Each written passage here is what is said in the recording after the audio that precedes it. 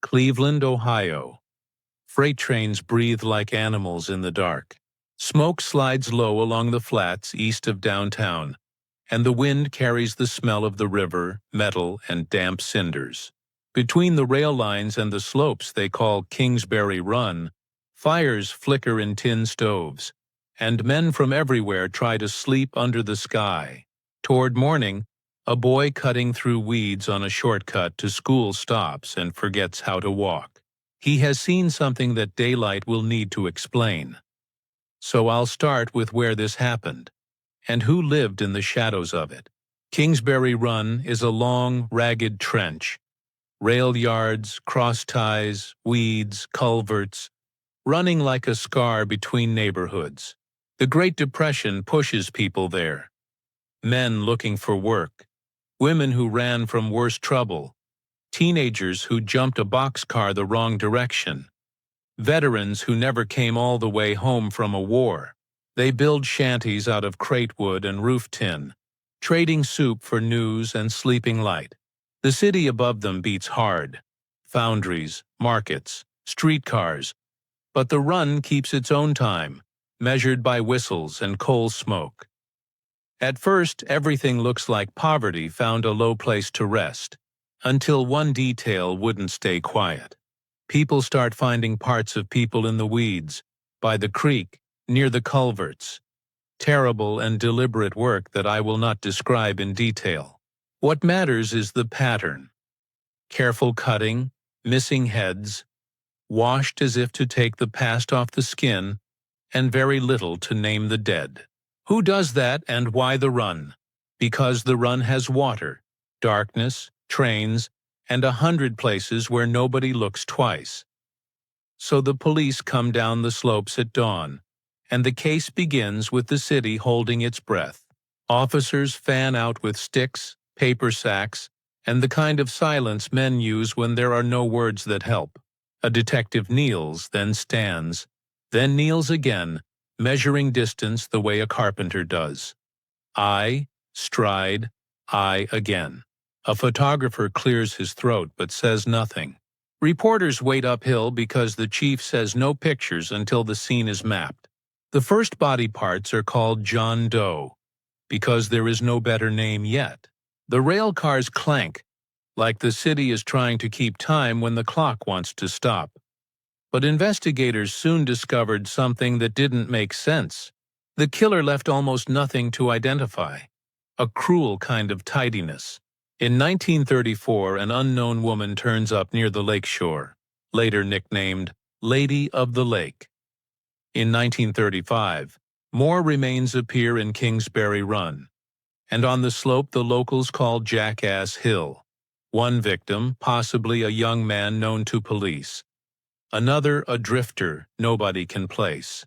The work looks related. The same hand, or one that learned from the last. The city learns a new habit. It looks toward the run the way you look at a dog that might bite.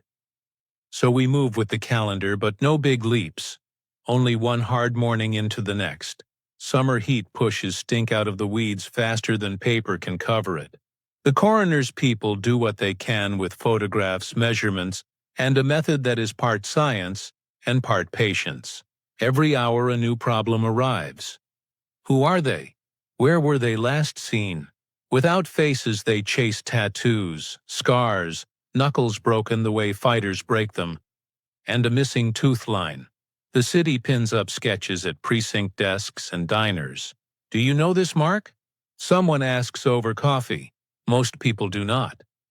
At first, everything looked like random cruelty, until one detail changed the case forever. It wasn't random. It was repeat.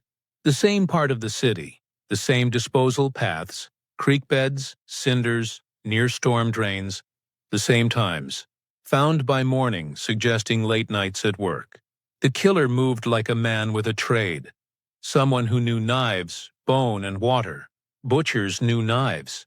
So did hospital orderlies, meatpackers, sailors, barbers, dock workers.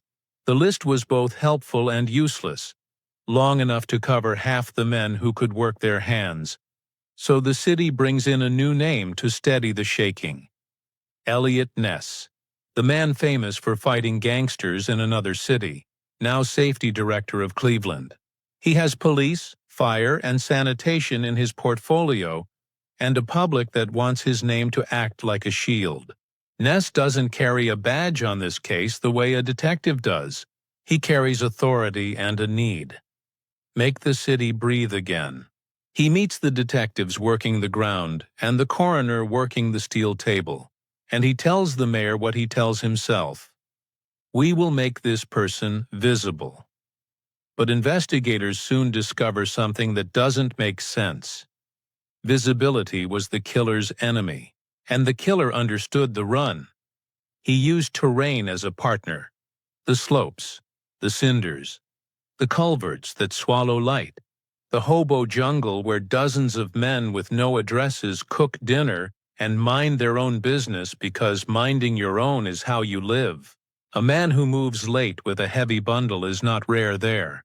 A man who washes a thing in creek water is not rare either. The killer lived in the gaps, between shifts, between patrols, between what people notice and what they assume. So detectives reset the way they look, not just for who, but for how. They walk the rail lines at night, counting freight schedules to learn when sound will cover footsteps. They talk to yard bulls, the private cops of the railroads, who know which boxcars transients favor and which sidings stay unlit longest. They talk to barbers, meat cutters, and orderlies, asking about men who show odd hours and strange laundry. They ask women in the market about a man who buys too many small knives. They pin a wall with maps, pins, strings, and find what they always find in a city this size: a pattern that overlaps with every other pattern until you want to tear the wall down. Viewers, stay with me, because what happens next will surprise you. The city's best clue comes not from a knife, but from skin, tattoos. The city's best clue comes not from a knife, but from skin, tattoos. In 1936, a victim the papers nickname the Tattooed Man is found. The coroner has sketches made and asks newspapers to print them. Small figures, initials, a flag, things sailors and toughs put on their arms to say who they were when a card in a pocket couldn't. Lines form at the morgue. People file past, hoping not to know the face that isn't there, but to know the marks that are. Two acquaintances step forward and offer a name. The first real name in a field of does. It helps, and it hurts. It helps because it proves the police can sometimes speak to the dead. It hurts because a name is not a why, and the why keeps happening. So the city draws its shoulders up around its ears and walks faster. Shantytowns in Kingsbury Run grow with spring and shrink with winter, and with them grow and shrink the number of eyes that will not talk to police. Not because they do not care, but because caring has a cost when you live on the edge. The killer works anyway. New bodies, new panic. The detectives watch the Cuyahoga River and the lakefront, because water hides hard truths and delivers them later like a bad gift.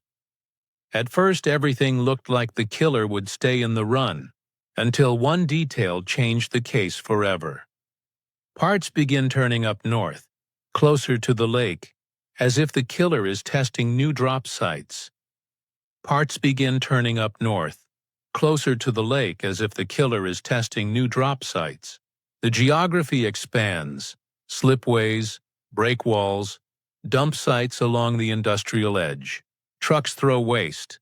Tugs pull barges. Men with oily hands eat lunch with their backs to the water.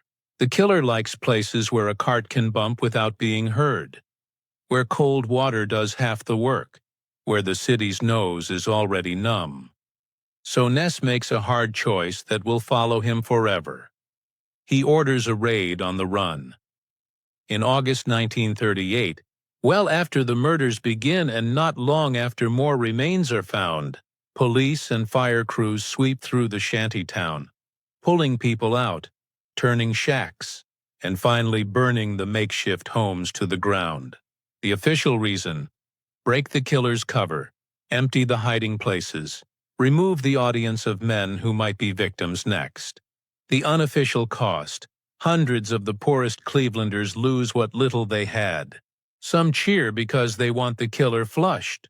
Others curse because they needed a roof more than they needed a promise.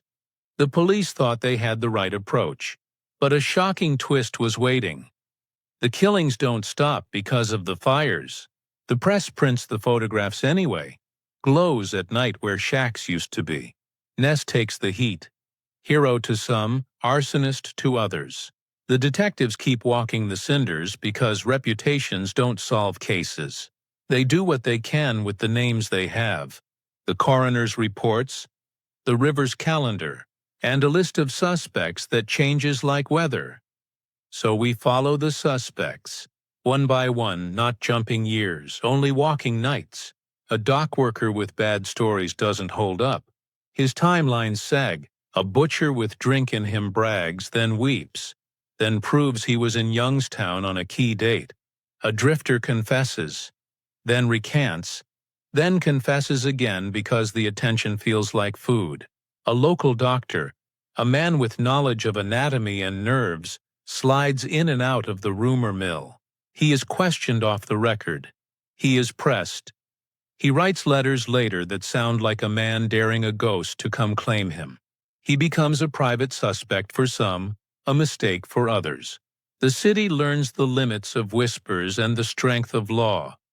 You cannot lock a man on a whisper. But investigators soon discover something that didn't make sense. The killer may have paused, not ended. After the 1938 fires, the known pattern falters.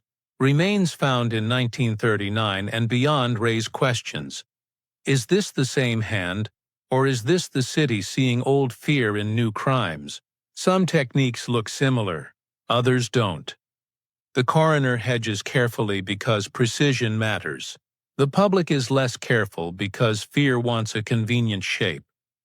So we walk back through a single day to show you how the case worked at its most ordinary, which is also its most honest. Daybreak. A man on his way to the Central Market looks down from the Lorraine-Carnegie Bridge and notices a white shape near the railroad cut. He keeps walking, then stops because conscience is a hand on his shoulder. He tells a traffic cop at the bridge base. The cop calls it in.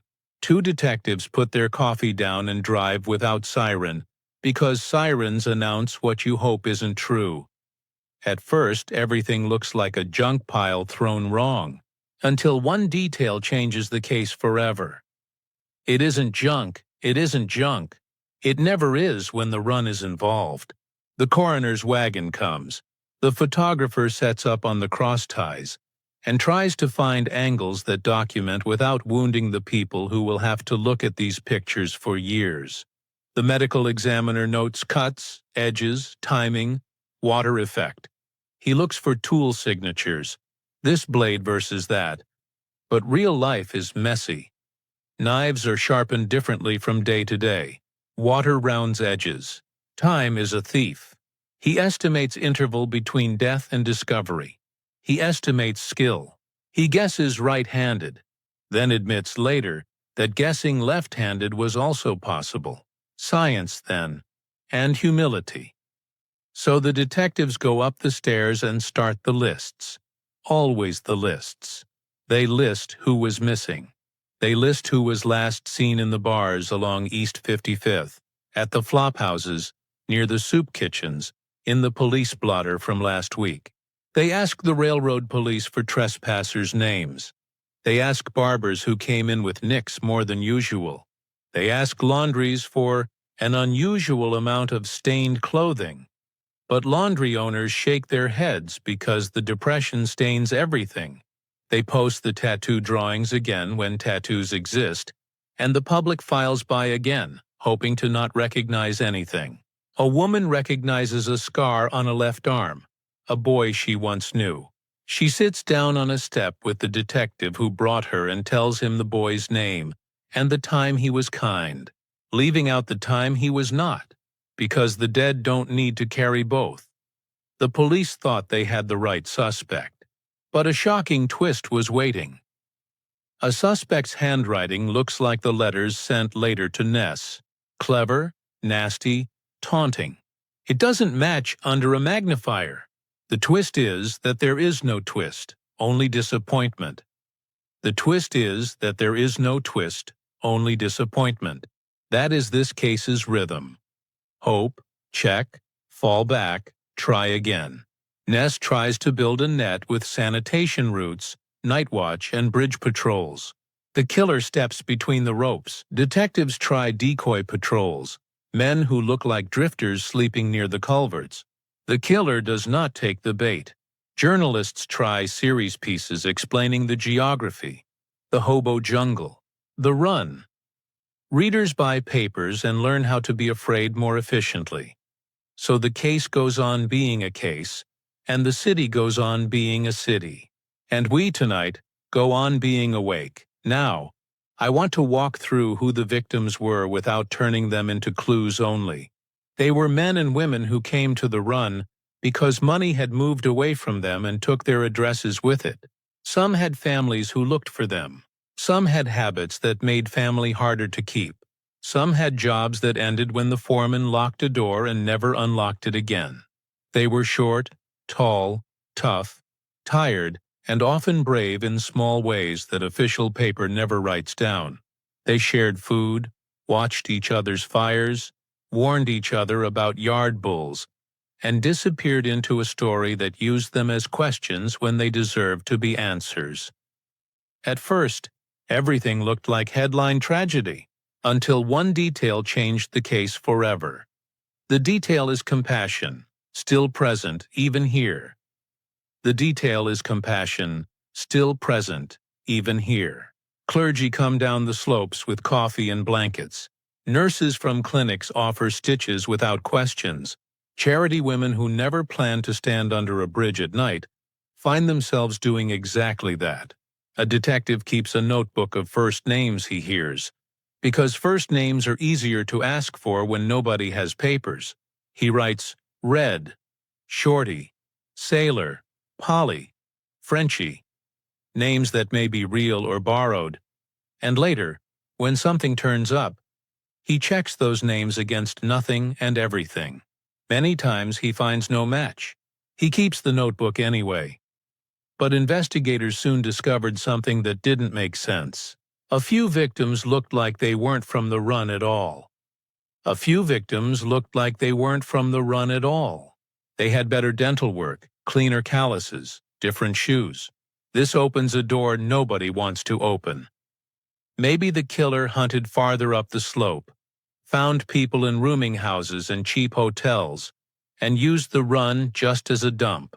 That would explain why some victims weren't recognized by the campmen. It also makes the search map larger, too large to hold.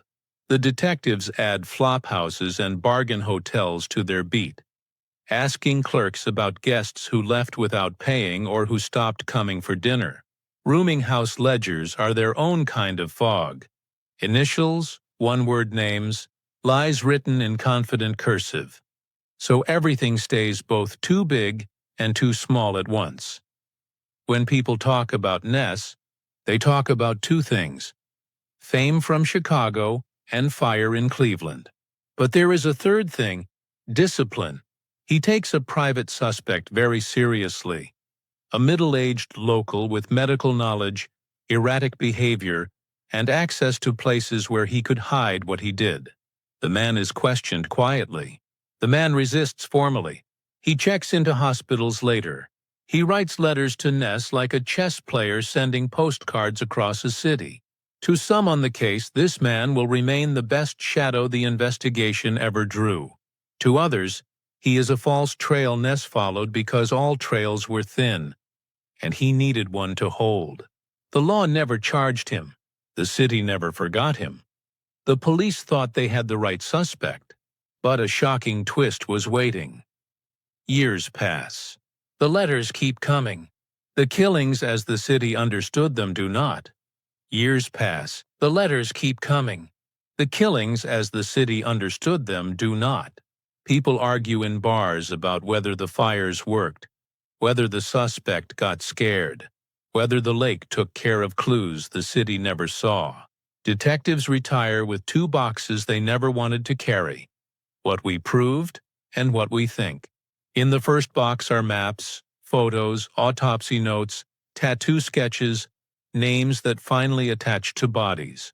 In the second box are theories, some sharp, some thin, that people hand each other like old tools. A doctor, a butcher, more than one, copycats, a traveler.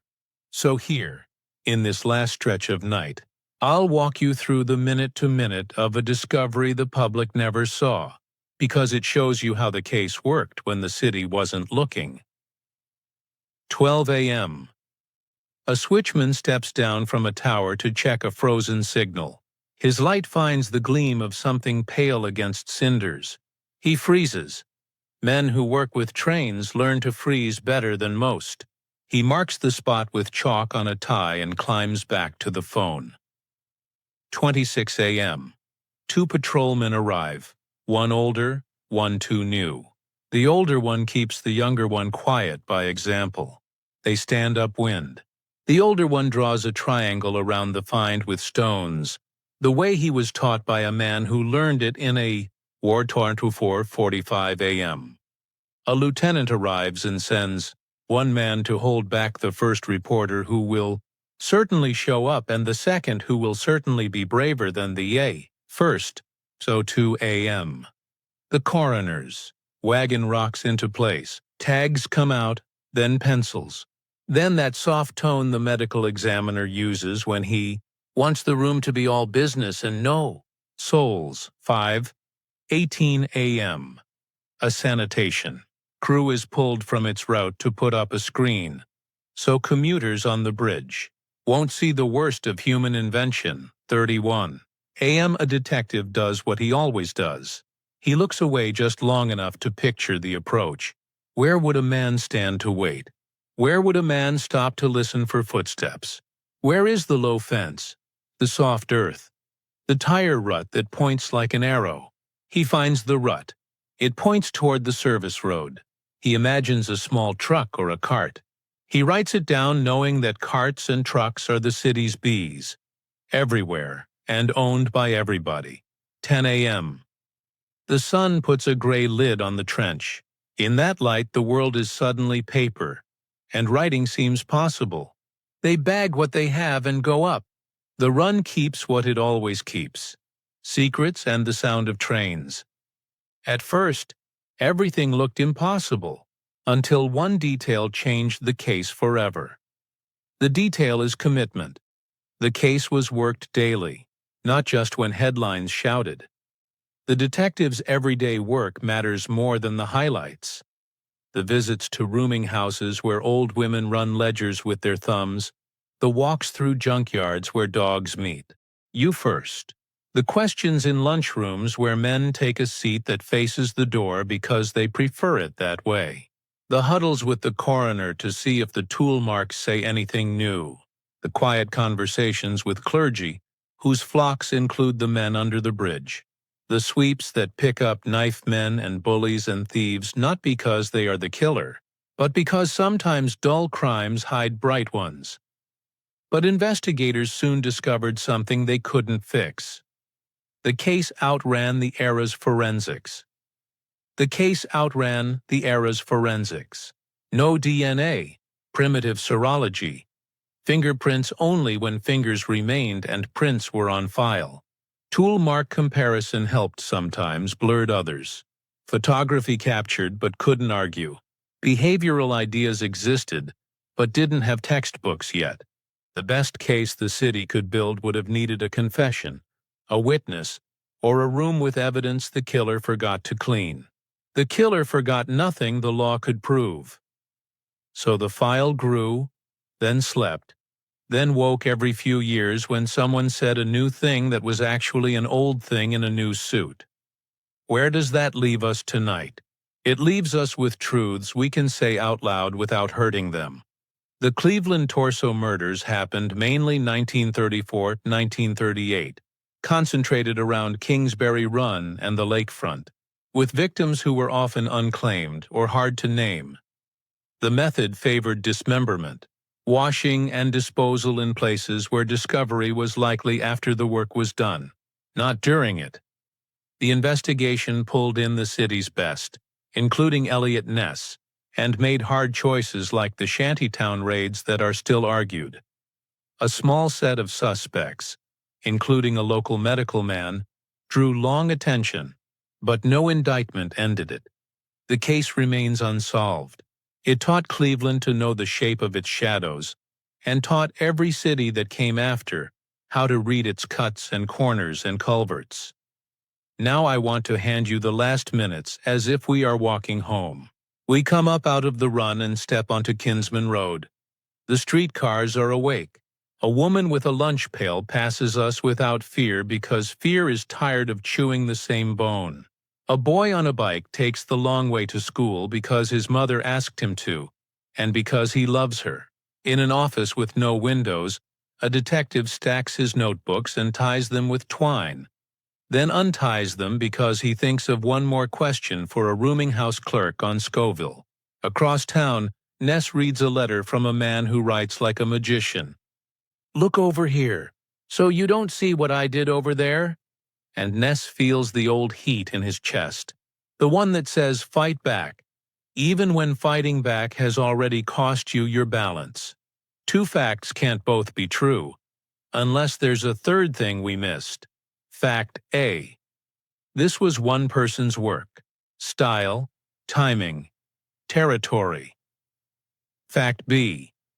The case contains differences that would let a second hand hide inside the first. Third thing. The place itself, Kingsbury Run, was the partner. It made one look like many, and many look like one, because dirt, water, and trains erase as well as they reveal. If you could ask one person one question, who would it be? The switchman who saw first? The coroner who named? The suspect who wrote letters like riddles? Or the unknown who carried bundles at 3 a.m. and never made a noise big enough for the city to hear in time? I would ask the run itself if ground could talk.